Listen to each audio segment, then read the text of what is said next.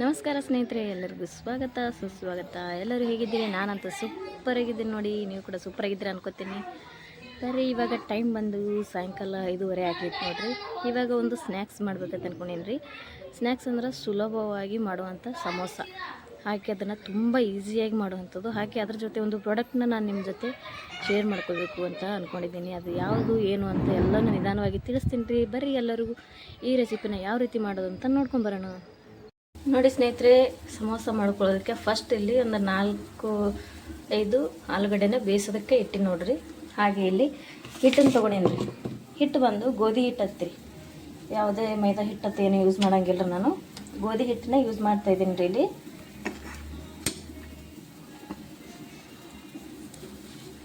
ಗೋಧಿ ಹಿಟ್ಟ ಯೂಸ್ ಮಾಡ್ತಾಯಿದ್ದೀನಿ ರೀ. ಇವಾಗ ಗೋಧಿ ಹಿಟ್ಟನ್ನು ನಾದ್ಕೋಬೇಕು ರೀ.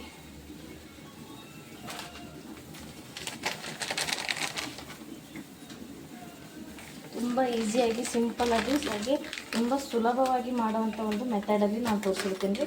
ಹಾಗೆ ಇದನ್ನು ಕಷ್ಟ ಇಲ್ಲದೆ ಬೇಗನೆ ರೆಡಿ ಮಾಡುವಂಥ ಒಂದು ಪ್ರಾಡಕ್ಟನ್ನು ನಾನು ನಿಮ್ಮ ಜೊತೆ ಇವತ್ತು ಶೇರ್ ಮಾಡ್ತಿದ್ದೀನಿ ರೀ. ಇವಾಗ ಇದಕ್ಕೆ ರುಚಿಗೆ ತಕ್ಕಷ್ಟು ಉಪ್ಪು ಹಾಕೊಳ್ಳೋಣ ರೀ. ರುಚಿಗೆ ಎಷ್ಟು ಬೇಕಷ್ಟು ಉಪ್ಪು ಹಾಕೊಂಡೆ ನೋಡಿರಿ. ಇವಾಗ ಇದನ್ನು ಗಟ್ಟಿಯಾಗಿ ನಾದ್ಕೋಬೇಕು ರೀ. ಚಪಾತಿ ಹಿಟ್ಟು ನಾದ್ತೀವಲ್ರಿ, ಅದಕ್ಕಿಂತ ಗಟ್ಟಿಯಾಗಿ ನಾದಬೇಕು ರೀ.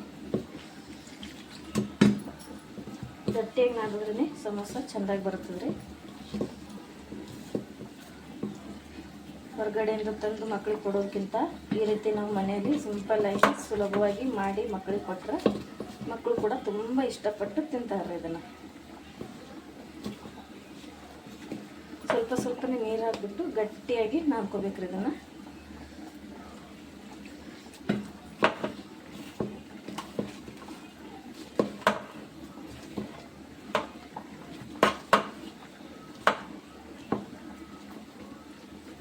ಈ ರೀತಿ ನೀಟಾಗಿ ಹಿಟ್ಟನ್ನು ನಾದ್ಕೋಬೇಕು ಗಟ್ಟಿಯಾಗಿ. ಆಲೂಗಡ್ಡೆಗೆ ಪಲ್ಯಕ್ಕೆ ಮೆಣಸಿನ್ಕಾಯಿ ಎಲ್ಲನೂ ರೆಡಿ ಮಾಡಿ ಇಟ್ಕೊಂಡೇನ್ರಿ. ಇವಾಗ ನಾನು ಅದನ್ನು ರುಬ್ಬಿ ಇಟ್ಕೊಂಡೇನ್ರಿ. ನಾನು ಆಲ್ರೆಡಿ ತೋರಿಸ್ತೀನಿ ನಿಮಗೆ. ಆಗಲಿ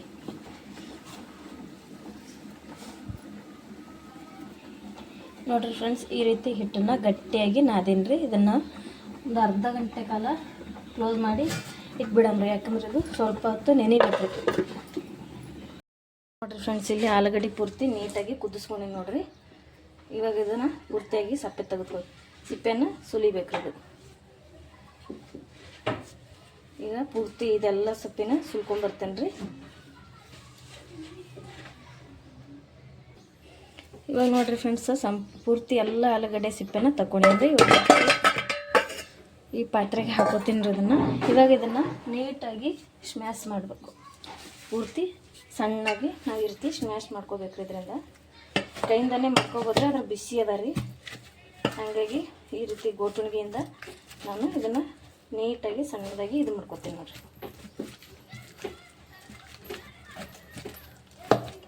ಮೆತ್ತಗೆ ಕುದ್ದಿದಂದ್ರೆ ಭಾಳ ಜಲ್ದಿ ಚೆಂದ ಆಗ್ತಾವ್ರಿ.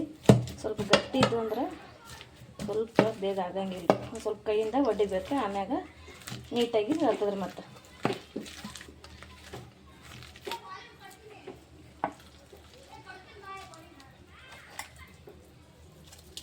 ಸ್ವಲ್ಪ ಗಟ್ಟಿ ಅವರಿ ಎರಡು, ಅದಕ್ಕೆ ಕೈಯಿಂದನೇ ಸ್ವಲ್ಪ ಇದು ಮಾಡ್ತೀನಿ ರೀ. ಬಿಸಿ ಅದಾವೆ.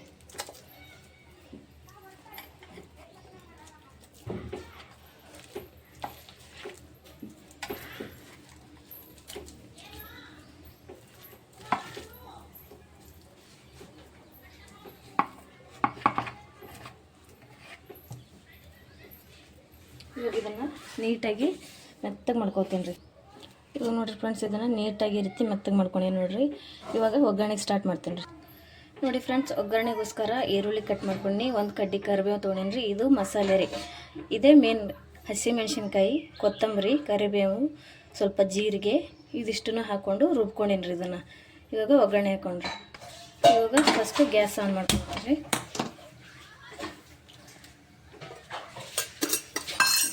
ಆನ್ ಮಾಡ್ಕೊಂಡಿದ್ದೀನಿ. ಇವಾಗ ಅದಕ್ಕೆ ಎಷ್ಟು ಬೇಕಷ್ಟು ಎಣ್ಣೆ ಹಾಕೊಳ್ಳೋಣ.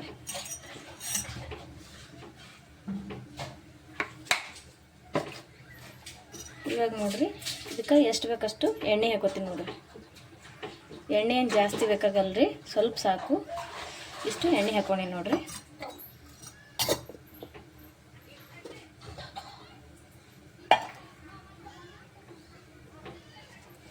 ಇವಾಗ ಎಣ್ಣೆ ಬಿಸಿ ಆಗ್ಬೇಕು ರೀ. ಎಣ್ಣೆ ಬಿಸಿ ಆಗೋವರೆಗೂ ಆಗಲಿ. ಅಷ್ಟೊತ್ತಿಗೆ ಇಲ್ಲಿ ಒಗ್ಗರಣೆಗೆ ತೊಗೋತೀನಿ ರೀ.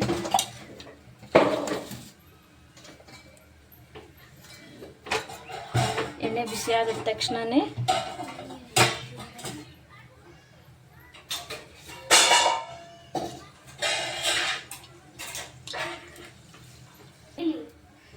ನೋಡಿರಿ ಫ್ರೆಂಡ್ಸ್, ಇವಾಗ ಎಣ್ಣೆ ಬಿಸಿಗೈತಿ. ಸಾಸಿವೆ ಮತ್ತು ಜೀರಿಗೆ ಹಾಕೊಳ್ಬೇಕು ನೋಡ್ರಿ ನಾನು.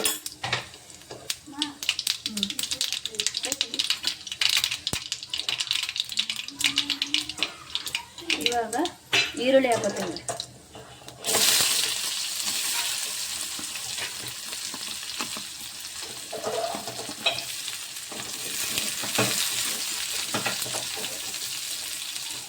ಈರುಳ್ಳಿ ಹಾಕಿದ ತಕ್ಷಣ ಕರಿಬೇವು ಹಾಕೊಳ್ಳೋಣ.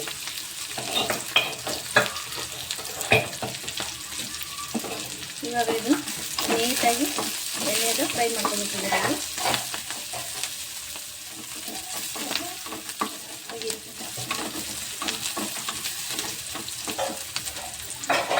ಇವಾಗ ಈರುಳ್ಳಿ ಒಂದು ಸ್ವಲ್ಪ ಫ್ರೈ ಆದ ತಕ್ಷಣ ಏನು ನಾವು ರುಬ್ಬಿಟ್ಟಿರುವಂಥ ಖಾರದಲ್ಲಿ ಇದನ್ನು ಹಾಕೋಣ. ಇವಾಗ ಇದನ್ನು ನೀಟಾಗಿ ಮಿಕ್ಸ್ ಮಾಡ್ಕೋಬೇಕು ರೀ. ಅವಾಗ ಮೆಣಸಿನ್ಕಾಯಿ ಹಾಕಿದ ತಕ್ಷಣ ಉರಿ ಕಡಿಮೆ ಮಾಡಬೇಕು, ಇಲ್ಲಾಂದರೆ ಮೆಣಸಿನ್ಕಾಯಿ ಘಾಟ್ ಬರ್ತದೆ.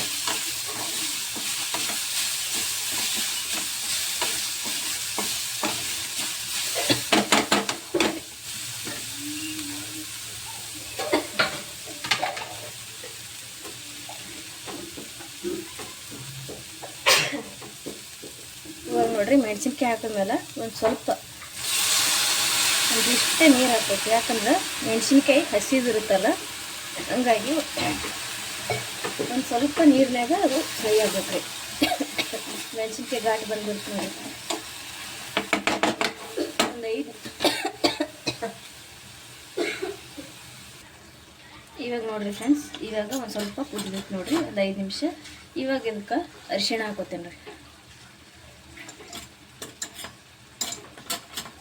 ಸ್ವಲ್ಪ ಅರಿಶಿಣ, ಹಾಗೆ ರುಚಿಗೆ ತಕ್ಕಷ್ಟು ಉಪ್ಪು ಹಾಕೊಳ್ಳೋಣ ರೀ. ಉಪ್ಪು ನೋಡಿ ಹಾಕೋರಿ, ರುಚಿಗೆ ಎಷ್ಟು ಬೇಕಷ್ಟು. ಇವಾಗ ಅದನ್ನು ಮಿಕ್ಸ್ ಮಾಡೋಣ ರೀ. ಇದನ್ನು ನೀಟಾಗಿ ಮಿಕ್ಸ್ ಮಾಡಬೇಕು ರೀ. ಇದು ಒಂದು ಸ್ವಲ್ಪ ನೀಟಾಗಿ ಮಿಕ್ಸ್ ಆಗಬೇಕು.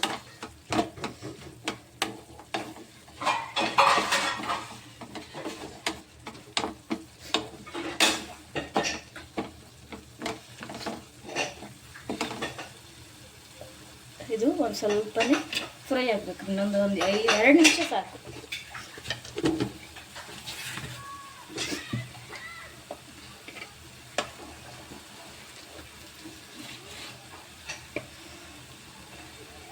ನೋಡಿರಿ, ಇವಾಗ ಅದು ನೀಟಾಗಿ ರೆಡಿ ಆಗೈತೆ ರೀ. ಇವಾಗ ನಾವೇನು ಬೇಯಿಸಿರೋಂಥ ಆಲೂಗಡ್ಡೆನೇ ಅದಲ್ರಿ, ಇದನ್ನು ಇದಕ್ಕೆ ಹಾಕೋತೇನೆ ರೀ.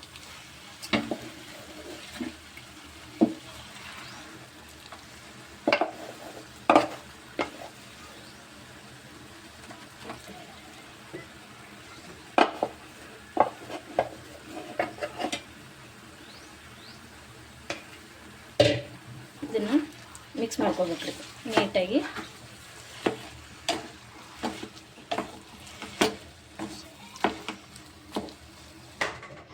ನೋಡಿರಿ ಫ್ರೆಂಡ್ಸ್, ಇವಾಗ ಪಲ್ಯ ಪೂರ್ತಿಯಾಗಿ ನೀಟಾಗಿ ರೆಡಿ ಆಗೈತೆ ನೋಡಿರಿ. ನೋಡ್ಬೋದು ರೀ ಎಷ್ಟು ಚಂದ ರೆಡಿ ಆಗೈತೆ ಅಂತೇಳಿ. ನೋಡಿ, ಕರೆಕ್ಟಾಗಿ ಪರ್ಫೆಕ್ಟಾಗಿ ರೆಡಿ ಆಗೈತೆ ರೀ. ಇವಾಗ ಇದು ಗ್ಯಾಸ್ ಆಫ್ ಮಾಡಿಬಿಡ್ತೇನೆ ರೀ. ಇವಾಗ ಇದು ಪಲ್ಯ ಒಂದು ಸ್ವಲ್ಪ ತಣ್ಣಗಾಗಬೇಕು ರೀ. ಪಲ್ಯ ಪೂರ್ತಿಯಾಗಿ ತಣ್ಣಗಾಗಬೇಕು ರೀ, ಬಿಸಿ ಆರಬೇಕು. ಅಲ್ಲಿವರೆಗೂ ಒಂದು ಸ್ವಲ್ಪ ಹೊತ್ತು ಬಿಡಂಬ್ರಿ, ಇದು ತಣ್ಣಗಾಗಲಿ, ಬಿಸಿ ಆರೋವರೆಗೂ ರೀ. ನೋಡಿರಿ ಫ್ರೆಂಡ್ಸ್, ಇವಾಗ ಪಲ್ಯ ಎಲ್ಲ ರೆಡಿ ಆಗೈತಲ್ರಿ. ಹಿಟ್ಟು ಕೂಡ ಚೆನ್ನಾಗಿ ನೆಂದೈತ್ರಿ. ಇವಾಗ ಇಷ್ಟು ಹಿಟ್ಟನ್ನು ತೊಗೊಂಡು ಇದನ್ನು ನೀಟಾಗಿ ತೀಡ್ಕೊತೀವಿ. ಹಿಟ್ಟು ಹಚ್ಚಿ ಮಾಡ್ಬೇಕ್ರಿ. ಇದನ್ನು ಈ ರೀತಿ ನೀಟಾಗಿ ತೀಡ್ಕೋಬೇಕ್ರಿ. ಇದು ಇವಾಗ ಇದಕ್ಕೆ ಒಂದು ಸ್ವಲ್ಪ ಒಂದು ಸೈಡಲ್ಲಿ ಹಿಟ್ಟು, ಒಣ ಹಿಟ್ಟು ಒಂದು ಸೈಡಲ್ಲಿ ಆಯಿಲ್. ಇವಾಗ ಇದನ್ನು ಈ ರೀತಿ ಫೋಲ್ಡ್ ಮಾಡೋದು. ಮತ್ತೆ ಒಂದು ಸ್ವಲ್ಪ ಹಿಟ್ಟು, ಒಂದು ಸ್ವಲ್ಪ ಆಯಿಲ್, ಇದನ್ನು ಈ ರೀತಿ ಫೋಲ್ಡ್ ಮಾಡಿ ಇದಕ್ಕೆ ಒಣ ಹಿಟ್ಟು, ಗೋಧಿ ಹಿಟ್ಟಿರುತ್ತಲ್ಲ ಅದನ್ನು ಹಚ್ಕೊಂಡು ಈ ರೀತಿ ನೀಟಾಗಿ ತೀಡೋದು. ಇದನ್ನು ಜಾಸ್ತಿ ತೆಳ್ಳಗೆ ತೀಡಬಾರ್ದು, ಜಾಸ್ತಿ ದಪ್ಪ ಕೂಡ ತೀಡಬಾರ್ದು ರೀ. ಮೀಡಿಯಮ್ ಸೈಜ್ ನೋಡಿಕೊಂಡು ತೀಡಬೇಕು. ಇದನ್ನು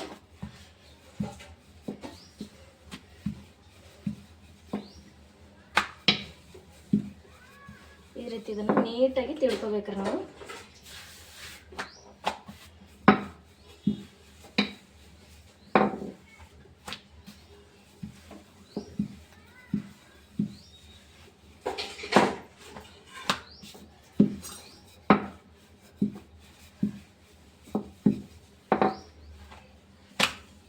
ನೋಡಿ ಈ ರೀತಿ ಇದನ್ನು ತಿಳ್ಕೊಬೇಕು.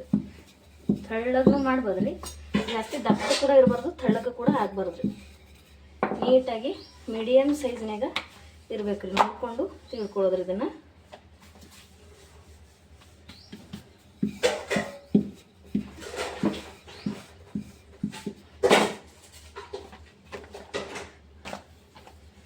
ನೋಡ್ರಿ ಈ ರೀತಿ ಇದನ್ನು ತಿಳ್ಕೊಂಡೆ ನೋಡ್ರಿ.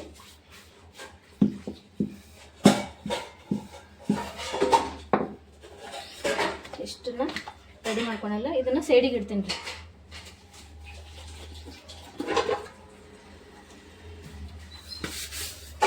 ಇವಾಗ ಇದನ್ನು ಒಂದು ಸೈಡಿಗೆ ಇಟ್ಕೊತೀನಿ ರೀ. ಒಂದು ಸೈಡಲ್ಲಿ ಎತ್ತಿಟ್ಕೊತೀನಿ ರೀ ಇದನ್ನು.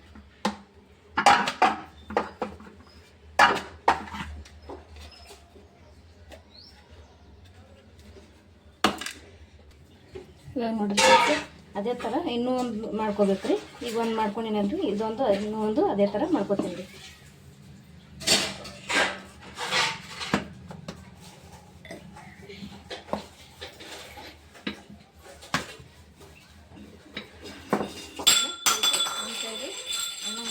ಒಂದು ಸೈಡು ಆಯಿಲ್ ಹಾಕೋತೀನಿ ರೀ.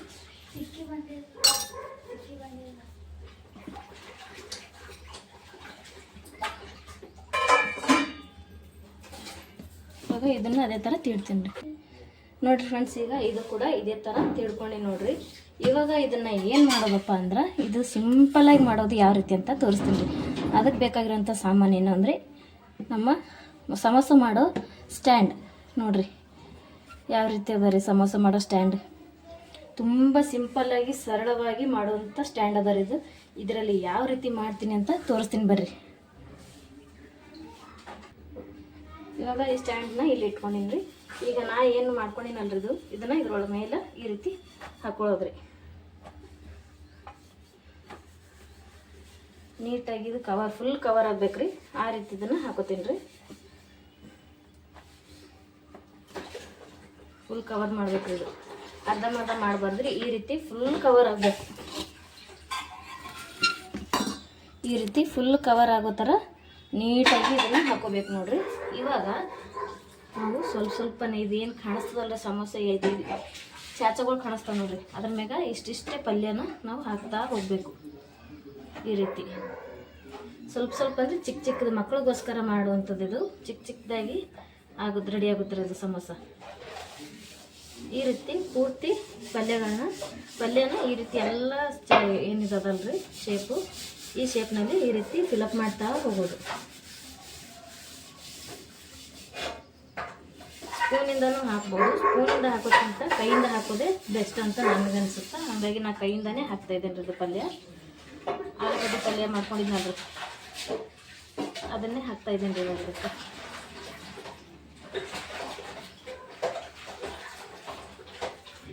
ತುಂಬ ಒಳ್ಳೆ ಪ್ರಾಡಕ್ಟ್ ಅದ ರೀ ಇದು. ತುಂಬ ಈಸಿಯಾಗೂ ಮಾಡ್ಬೋದು, ತುಂಬ ಸುಲಭವಾಗಿ ಮಾಡೋದೇ ಇಲ್ಲರಿ. ನನಗೆ ಸಮೋಸ ಮಾಡೋಕ್ಕೆ ಬರಲ್ಲ ಅಂತ ಹೇಳೋರು ಇದ್ದರೆ ಇದನ್ನು ಬಳಸ್ಕೊಂಡು ತುಂಬ ಈಸಿಯಾಗಿ ಮಕ್ಕಳಿಗೆ ಮನೆಯಲ್ಲೇ ಸಮೋಸನ ಮಾಡಿಕೊಡ್ಬೋದು ನೋಡಿರಿ. ಇದನ್ನು ಎಲ್ಲಿ ತೊಗೊಂಡಪ್ಪ ಅಂದ್ರೆ ನಾನು ಮೀಶೋ ಒಳಗೆ ತೊಗೊಂಡಿದ್ದೇವೆ ರೀ. ಓನ್ಲಿ 100 ರೂಪೀಸ್ ಕೊಟ್ಟಿದ್ದೇವೆ ರೀ ಇದಕ್ಕೆ. ಸಮೋಸ ಮಾಡೋ ಸ್ಟ್ಯಾಂಡ್ ಅಂತ ಹೇಳಿದ್ರೆ ಬರ್ತದ್ರಿ ಮೀಶೋದಾಗೆ ನಾನು ತೊಗೊಂಡಿದ್ದೆ ನೋಡ್ರಿ ಇದನ್ನು.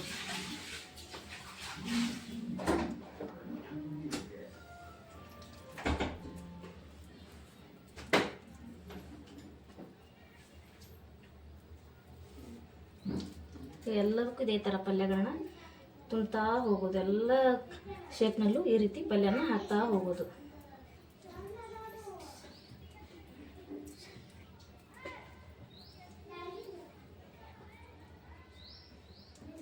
ಇದನ್ನು ಪೂರ್ತಿ ತೆಳ್ಳಗೆ ಕೂಡ ಮಾಡಬಾರ್ದು ನೋಡ್ರಿ. ಪೂರ್ತಿ ತೆಳ್ಳಗೆ ಮಾಡಿದ್ರೆ ಹರಿದೋಗ್ಬಿಡ್ತೈತ್ರಿ. ಇದು ಸಮೋಸ ಕರೆಕ್ಟ್ ಶೇಪ್ನಾಗ ಬರಂಗಿಲ್ಲ ರೀ. ಸ್ವಲ್ಪ ದಪ್ಪನೇ ಇರಬೇಕು, ಆವಾಗಲೇ ಕರೆಕ್ಟ್ ಶೇಪ್ನಾಗ ಬರ್ತೈತ್ರಿ. ಇಲ್ಲಾಂದ್ರೆ ಪಲ್ಯ ಎಲ್ಲ ಪೂರ್ತಿ ಹೊರಗೆ ಬಂದು ಹರಿದೋಗ್ಬಿಡ್ತೈತ್ರಿ ಇದು.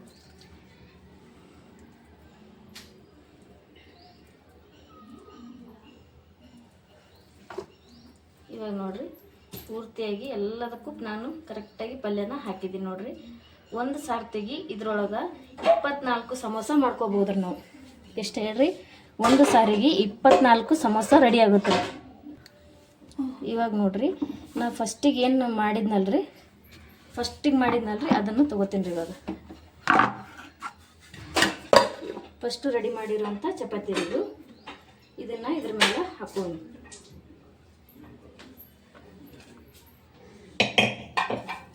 ಇದು ಕೂಡ ಈ ರೀತಿ ನೀಟಾಗಿ ಫುಲ್ ಕವರ್ ಆಗಬೇಕು, ಆ ರೀತಿ ಇದನ್ನು ಹಾಕೋಬೇಕು ನೋಡ್ರಿ ಇದ್ರ ಮ್ಯಾಗ.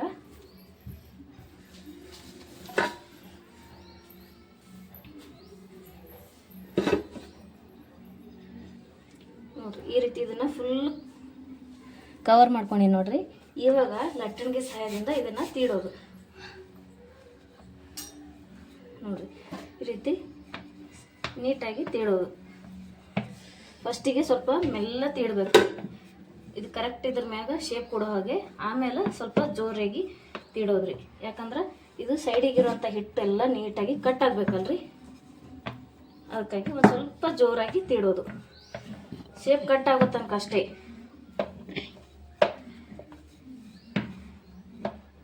ಇವಾಗ ಸೈಡಲ್ಲಿರೋ ಹಿಟ್ಟನ್ನು ತಗೊಂಡ್ಬಿಡಮ್ರಿ. ನೋಡ್ರಿ ಈ ರೀತಿ ಸೈಡಿಗೆ ಇರುವಂಥ ಹಿಟ್ಟನ್ನು ನೀಟಾಗಿ ತಗೊಂಡ್ಬಿಡೋದ್ರಿ. ಇದನ್ನು ಮತ್ತೆ ರೀಯೂಸ್ ಮಾಡ್ಬೋದಲ್ರಿ.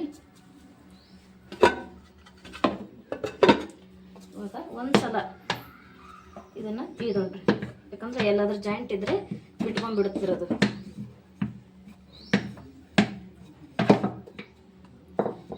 ಇವಾಗ ಇದನ್ನು ಈ ರೀತಿ ಮಾಡೋದು. ಈ ರೀತಿ ಮಾಡಿ ಒಂದು ಸ್ವಲ್ಪ ಈ ರೀತಿ ಮಾಡಿಕೊಂಡ್ರೆ ಪೂರ್ತಿಯಾಗಿ ಬಿಟ್ಕೊಂಡ್ಬಿಡ್ತಾರೆ ಅವು. ನೋಡ್ರಿ ಸ್ವಲ್ಪ ಕೂಡ ಇದಕ್ಕೆ ಹತ್ಕೊಂಡೇ ಇಲ್ರಿ, ಎಲ್ಲೂ ಇದಕ್ಕೆ ಒಂದು ಸ್ವಲ್ಪ ಹಿಟ್ಟು ಹತ್ತಿಲ್ಲ ನೋಡ್ರಿ. ಇವಾಗ ಇದನ್ನ ಒಂದು ಪಾತ್ರೆಯಲ್ಲಿ ಹಾಕೋತೇನೆ ರೀ. ಇವಾಗ ಈ ಸಮೋಸಗಳನ್ನ ನೋಡ್ರಿ ಸೂಪರಾಗಿ ಸಮೋಸ ರೆಡಿ ಆಗೈತೆ ನೋಡ್ರಿ. ನೋಡ್ರಿ ಎಷ್ಟು ಚೆನ್ನಾಗಿ ಶೇಪ್ನಾಗ ಬಂದಾಗ ನೋಡ್ರಿ.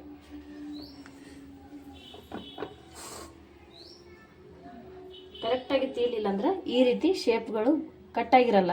ನೀಟಾಗಿ ನಿಧಾನವಾಗಿ ಈ ರೀತಿ ಮಾಡ್ಕೊಂಡ್ರೆ ಕರೆಕ್ಟಾಗಿ ಕಟ್ಟಾಗಿಬಿಡ್ತಾವ್ರಿ. ನೋಡ್ರಿ ಎಷ್ಟು ಚೆಂದಾಗಿ ರೆಡಿ ಆಗೈತೆ ನೋಡ್ರಿ ಸಮೋಸ. ಸೂಪರಾಗಿ ರೆಡಿ ಆಗ್ಯಾವ್ರಿ. ಎಲ್ಲೂ ಕೂಡ ಒಂದು ಸ್ವಲ್ಪ ಕೂಡ ಕಟ್ಟಾಗಿಲ್ಲ ನೋಡ್ರಿ. ಇಷ್ಟು ಒಳ್ಳೆ ಪ್ರಾಡಕ್ಟ್ ಅದ ರೀ ಇದು. ಇವಾಗ ಇದನ್ನು ಪೂರ್ತಿಯಾಗಿ ಒಂದು ಪಾತ್ರೆಗೆ ಹಾಕೊಂಡು ತೆಗಿತೀನಿ ರೀ.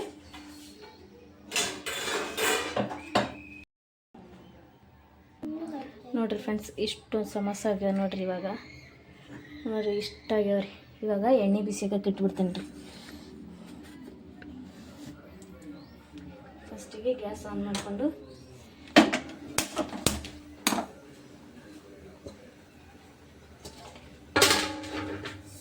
ಕಡಾಯಿನ ಇಟ್ಕೊಂಡಿರ್ತೀನಿ ರೀ. ಎಣ್ಣೆ ಬಿಸಿ ಆಗ್ಲಿಕ್ಕೆ ಹಾಕ್ಬೇಕಲ್ರಿ. ಕಡಾಯಿ ಸ್ವಲ್ಪ ಹಸಿ ಅದ ರೀ, ಒಣಗಲಿರೋದು.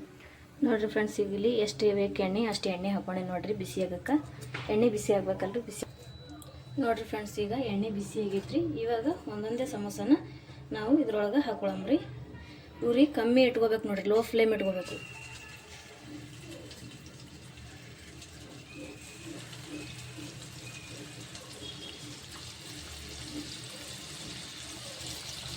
ಒಂದೇ ಸಾರಿಗೆ ನಾವು ಒಂದು 7-8 ಸಮೋಸನ ಹಾಕೋಬೋದು ನೋಡ್ರಿ ಇದ್ರೊಳಗೆ.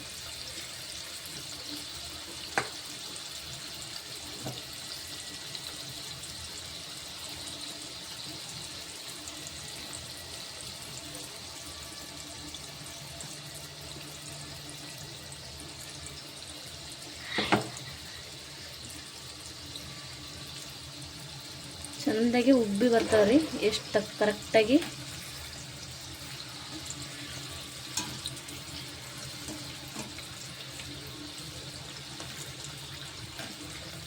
ಸ್ಮೆಲ್ ಮಾತ್ರ ಸೂಪರಾಗಿ ಬರ್ಲಾಗತ್ತದ ನೋಡ್ರಿ ಸಮೋಸ ಸ್ಮೆಲ್. ಕಮ್ಮಿ ಉರಿ ಇಟ್ಕೊಂಡು ನೀಟಾಗಿ ಬೇಯಿಸ್ಕೋಬೇಕ್ರಿ ಇದು ಲೋ ಫ್ಲೇಮ್ನಾಗ.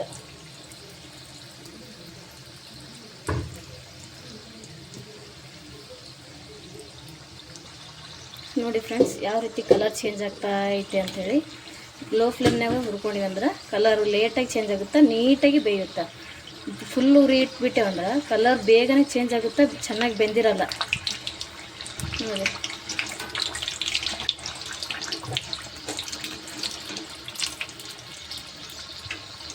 ಇವಾಗ ಇದನ್ನು ತೆಗಿತೀನಿ ರೀ.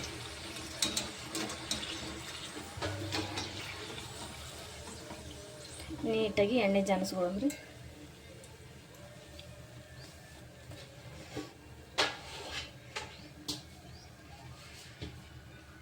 ನೋಡ್ಬೋದ್ರಿ ಯಾವ ರೀತಿ ಕಾಣುತ್ತೆ ಅಂತೇಳಿ, ಎಷ್ಟು ಚಂದ ಕಾಣುತ್ತಾವ ನೋಡ್ರಿ. ಇವಾಗ ಇದಕ್ಕೆ ಮತ್ತೊಂದಿಷ್ಟು ಹಾಕೋತೀನಿ ರೀ, ಕಮ್ಮಿ ಮಾಡ್ತೀನಿ ರೀ ಉರಿ ಇನ್ನಷ್ಟು. ಸಮೋಸ ಹಾಕಬೇಕಾದ್ರೆ ಪೂರ್ತಿ ಉರಿ ಕಮ್ಮಿ ಮಾಡ್ಬೇಕ್ರಿ.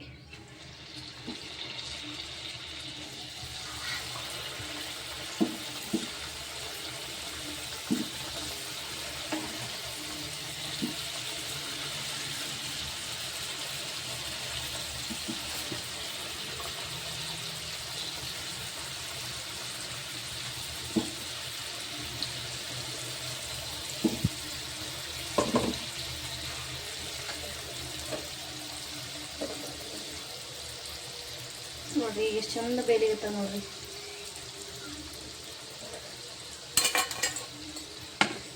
ಈ ರೀತಿ ಆದ ತಕ್ಷಣ ಇದನ್ನ ಈ ರೀತಿ ಕೈ ಆಡಿಸ್ಕೊತಿರ್ಬೇಕು. ಈ ರೀತಿ ಇದನ್ನು ಈ ರೀತಿ ಚೇಂಜ್ ಮಾಡೋದ್ರಿ, ಮೇಲೆ ಕೆಳಗೆ ಮಾಡೋದು.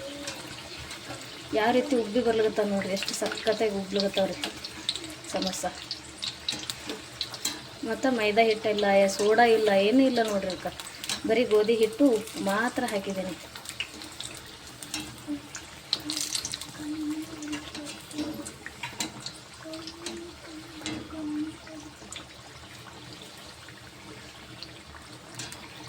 ಇವಾಗ ಪೂರ್ತಿ ಇಷ್ಟನ್ನು ಇದೇ ಥರ ನೀಟಾಗಿ ಚೆಂದಾಗಿ ಎಣ್ಣೆಯಾಗ ಫ್ರೈ ಮಾಡ್ಕೊಂಡು ತರ್ಕೊಂಬರ್ತೀನಿ ರೀ. ಫ್ರೈ ಮಾಡ್ತೀನಿ ರೀ ಅಷ್ಟನ್ನು. ನೋಡಿರಿ ಫ್ರೆಂಡ್ಸ್, ಸೂಪರಾಗಿರೋಂಥ ಸಮೋಸ ರೆಡಿ ಆಗೈತ್ರಿ. ಎಷ್ಟು ಸಖತ್ತಾಗಿ ರೆಡಿ ಆಗ್ಯಾವ ನೋಡಿರಿ ಸಮೋಸ. ನನಗಂತೂ ತುಂಬ ಇಷ್ಟ. ಆದ್ರೆ ಸೇಮ್ ಹೋಟೆಲಲ್ಲಿ ಸೈಡಲ್ಲಿ ಮಾರ್ತಾರಲ್ರಿ, ಸೇಮ್ ಅದೇ ಥರ ಶೇಪ್ ನೋಡಿರಿ ಎಷ್ಟು ಕರೆಕ್ಟಾಗಿ ಬಂದೈತಿ.